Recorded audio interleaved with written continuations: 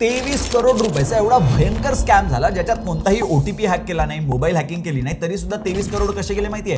ह्या व्यक्तीने स्वतःच्या बँकेत जाऊन पैसे काढले आणि स्कॅमरच्या हातात पैसे दिले. 23 करोड रुपये.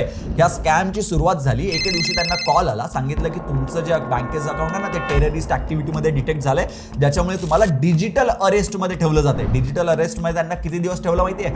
47 दिवस. आणि हे त्यांनी आपल्या घरातल्यांना का नाही सांगितलं? कारण त्यांनी असं सांगितलं स्कॅमर्स की जर तुम्ही घरातल्या कोणालाही सांगितलं तर त्यांना सुद्धा अटक केली जाईल आणि त्यांना सुद्धा आत टाकलं जाईल. ह्या भीतीमुळे डिजिटल अरेस्ट ही खरंच डिजिटल अरेस्ट झाली असं समजून त्यांनी घरातच राहिले. स्कॅमर्सने सांगितलं तुम्ही बँकेत जा, पैसे काढा आणि ह्या इकडे गव्हर्नमेंट ऑफिशियलला भेटा, फेक गव्हर्नमेंट ऑफिशियलला भेटा आणि त्याच्या हातात पैसे द्या. 47 दिवस हा स्कॅम चालू राहिला. 23 करोड रुपये गेले.